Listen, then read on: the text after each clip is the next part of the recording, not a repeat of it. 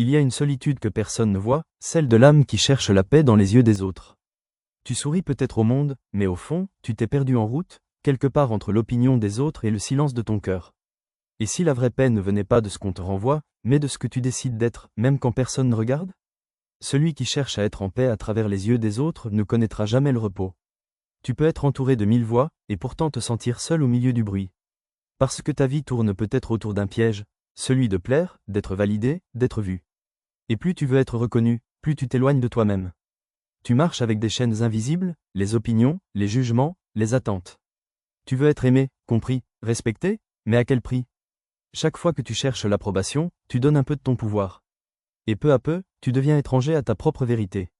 Les stoïciens l'avaient compris, la liberté commence là où l'opinion des autres s'arrête. Ce que les autres pensent n'est qu'un vent passager. Ce que toi tu crois être, voilà ta véritable fondation. C'est ton regard intérieur qui décide de ta valeur, pas celui du monde. Dans cette vidéo, tu vas apprendre ce que les sages de l'Antiquité ont découvert. Comment se détacher du regard d'autrui, comment trouver dans le silence intérieur une puissance que rien ni personne ne peut briser. Reste jusqu'à la fin, car je vais te révéler la plus grande épreuve du stoïcisme, celle qui libère l'âme du jugement et fait naître la vraie paix. Avant d'aller plus loin, commente cette phrase. Je ne veux plus briller pour être vu, mais rayonner parce que je suis vrai. Et si toi aussi tu veux retrouver la paix intérieure, abonne-toi maintenant. Ce voyage est le tien. Des rues de Rome aux écoles d'Athènes, les stoïciens ont perçu une vérité que notre monde connecté a oubliée. Penser sans cesse à l'opinion des autres, c'est devenir esclave de leur regard, mais qui consume des vies entières, celle de vivre à travers le regard des autres. Ce poison ne se voit pas. Il se glisse dans la conscience comme une voix douce. Et si je n'étais pas assez bien? Et si je décevais? Que vont-ils penser? Et un jour, sans t'en rendre compte, ton âme se plie sous le poids du jugement. Les sages ont vu ce piège il y a 2000 ans. Ils savaient que le monde extérieur n'est qu'un théâtre d'opinions fugitives. Sénèque écrivait. Marc Aurèle, empereur du monde et pourtant prisonnier de son rôle, écrivait dans ses pensées. Que l'on parle bien ou mal de toi, souviens-toi que tu restes le même. Ce n'était pas une simple leçon morale, c'était un entraînement de l'esprit. Il observait combien l'homme perd sa paix quand il laisse la rumeur, la gloire ou le mépris décider de sa sérénité. Épictète, lui, n'avait rien d'un empereur. Esclave devenu sage, il résumait la vie à une seule règle. Il y a ce qui dépend de toi et ce qui n'en dépend pas. Te soucier du regard des autres, c'est oublier cette distinction.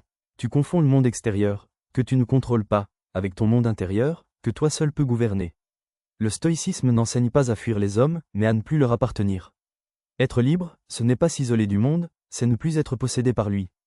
Aujourd'hui, nos chaînes sont numériques. Elles s'appellent comparaison, likes, apparence, et peur d'être jugé.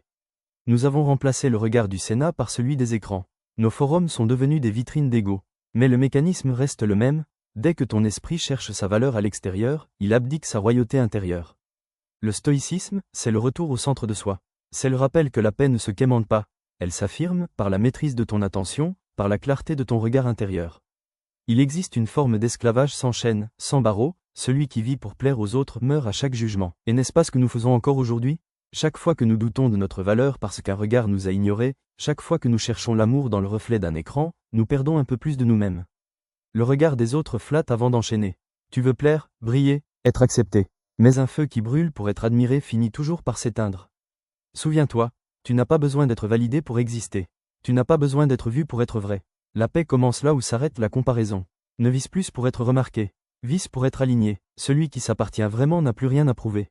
Retrouve ton centre, protège ton esprit, et avance dans le silence des sages. Si tu veux continuer ce voyage intérieur, abonne-toi à Réveille ton esprit, et rappelle-toi chaque jour.